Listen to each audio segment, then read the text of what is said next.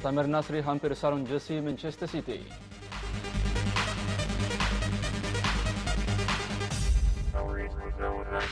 Daniel Moreno jurai basikal jelajah Spanyol.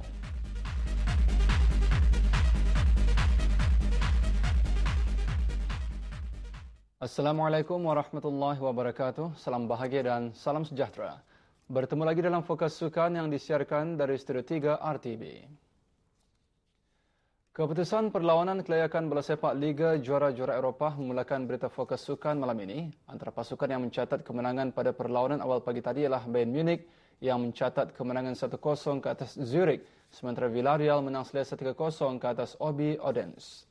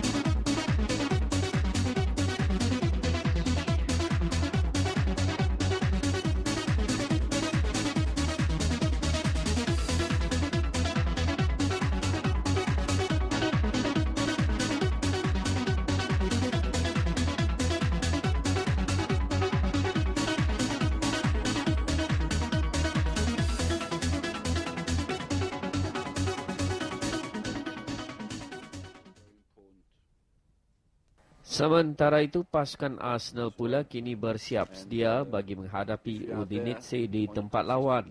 Arsenal turun ke Itali tanpa pemain tengahnya Samir Nasri yang dijangka akan menjalani ujian kesihatan di Manchester City. Arsenal bertandang ke Itali dengan berbekalkan kelebihan 1 gol yang mereka perolehi di perlawanan pertama di Stadium Emirates sebelum ini hasil jaringan Theo Walcott. Sejak tahun 1998, Arsenal tidak pernah gagal melayakkan diri ke peringkat kumpulan Liga Juara-Juara Eropah. Namun untuk musim ini, Arsenal berdepan tugas berat, tambahan lagi pengurus Arsenal kini semakin kekurangan pemain. Samir Nasri tidak tersenarai dalam skuad yang bertandang ke Itali, memandangkan pemain Perancis itu dijangka akan menyempurnakan perpindahan ke Manchester City. Sementara itu, Wenger pula kini dibenarkan untuk berada di bangku simpanan pemain selepas sebelum ini digantung dari berada di bangku simpanan oleh UEFA. Bakal lawan Arsenal, pasukan Udinese pula kini juga bersedia sepenuhnya untuk berdepan Arsenal. Jurulatih Udinese Francisco Guidolin berharap pasukannya akan dapat menewaskan Arsenal untuk layak ke peringkat kumpulan Liga Juara-Juara Eropah. Kali terakhir Udinese bermain di Liga Juara-Juara Eropah ialah pada musim 2005-2006. Udinese dilihat sedikit tumpul di barisan hadapan sejak Alexis Sanchez dijual ke Barcelona dengan harga $37 juta Amerika. Tetapi skuad yang akan diketuai oleh pemain kebangsaan Itali, Antonio Di Natale itu berharap akan dapat mengeksploitasikan kemerosotan Arsenal dalam 2 perlawanan Liga Perdana Inggeris sebelum ini. Arsenal seri dengan Newcastle di perlawanan pertama sebelum tewas kepada Liverpool 0-2. Kelemahan dengan kekurangan pemain utama akan dimanfaatkan Udinese. Tambahan lagi, klub Itali itu akan bermain di hadapan penyokong sendiri.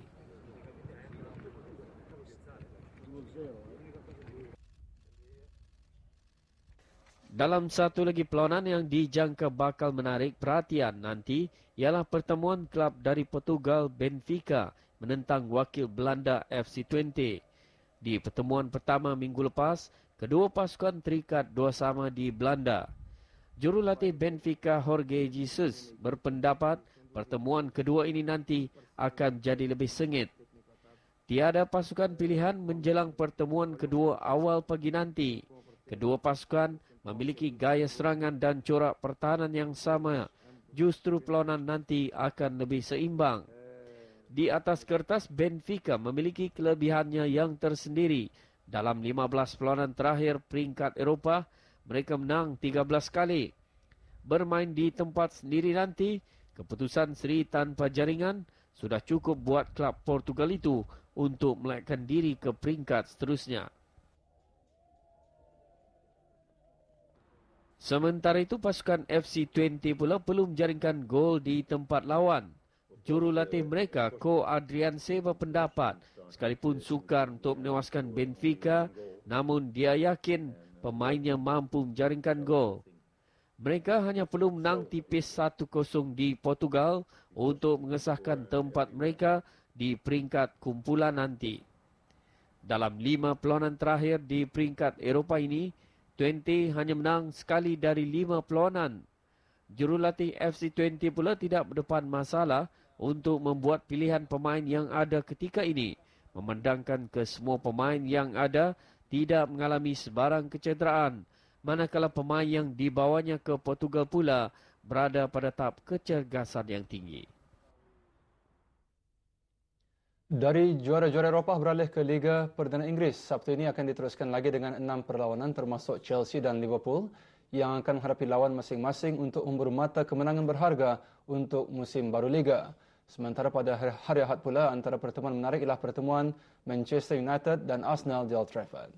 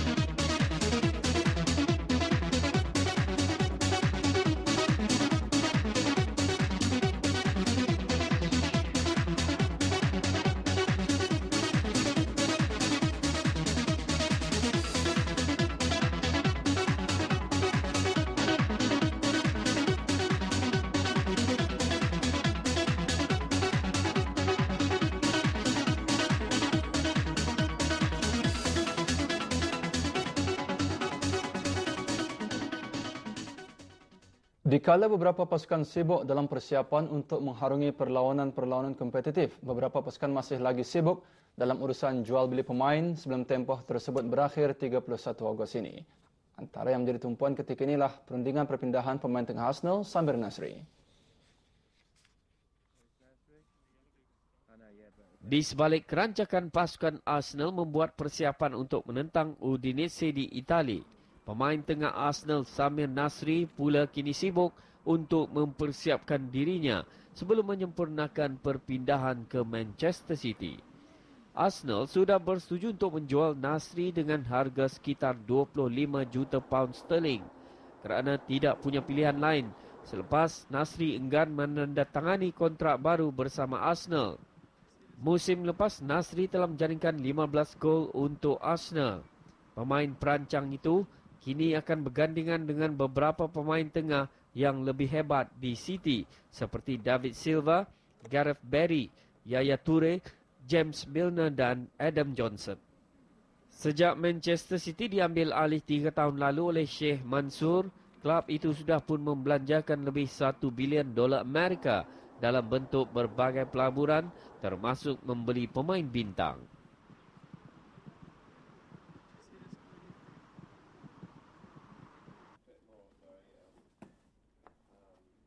Di kompleks latihan pasukan Chelsea pula, pasukan itu mula memperkenalkan 2 pemain baru mereka kepada media.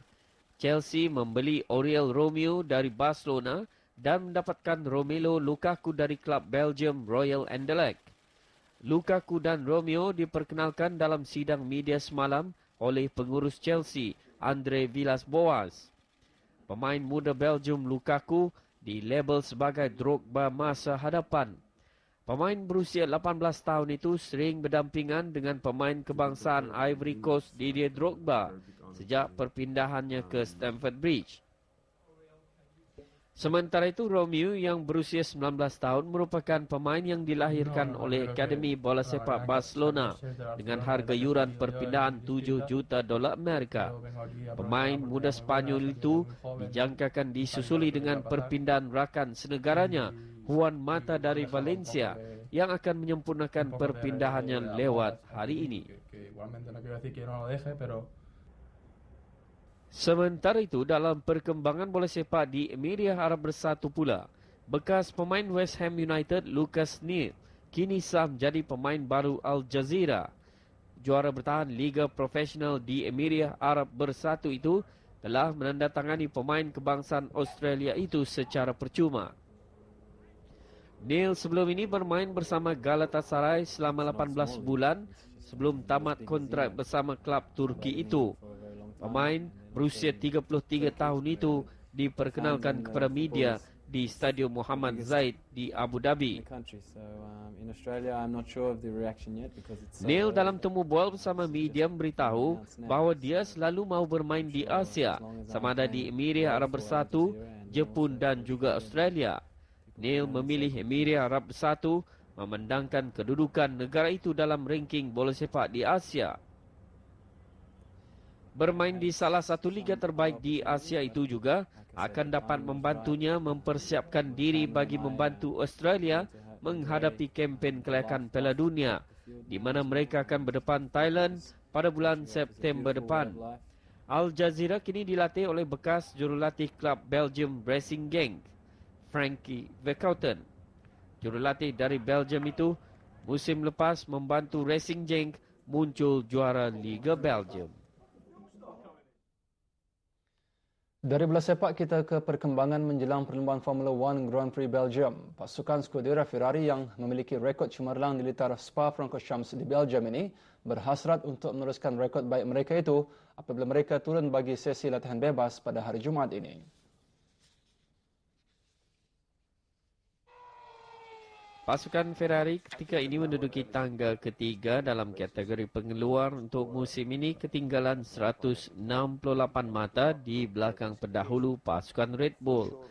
Prinsipal pasukan Ferrari, Stefano Domenicali, dalam sidang media semalam memberitahu bahawa sasaran Ferrari ialah untuk memenangi setiap perlumbaan dan mengutip sebanyak mungkin mata dari baki perlumbaan yang ada. Sejarah realistiknya mensasarkan untuk menjadi juara musim ini pastinya adalah sukar. Ferrari bermula kurang baik musim ini apabila gagal menyaingi kehebatan pasukan Red Bull dan McLaren Mercedes. Namun mereka berharap tuah di Belgium nanti akan terus memihak kepada mereka.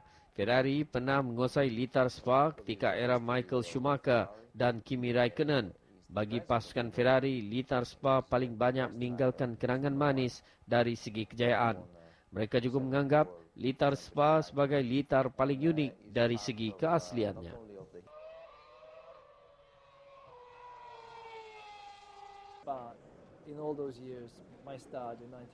Sementara itu, perlumbaan Grand Prix Belgium itu nanti bakal menandakan ulang tahun ke-20 penyertaan Michael Schumacher dalam siri perlumbaan Formula 1.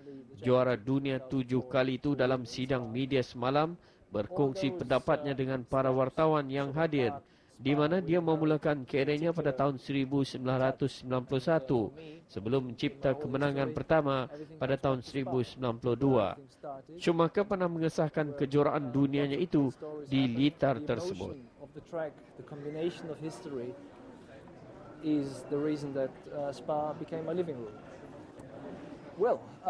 He's certainly got a little bit older, no less competitive in my point of view, certainly no less determined, and I see it as a great challenge to fulfill the mission to get Mercedes back on the winning road. Well, if you imagine he's only 26 in a way, but then he has about 100 Grand Prix already on his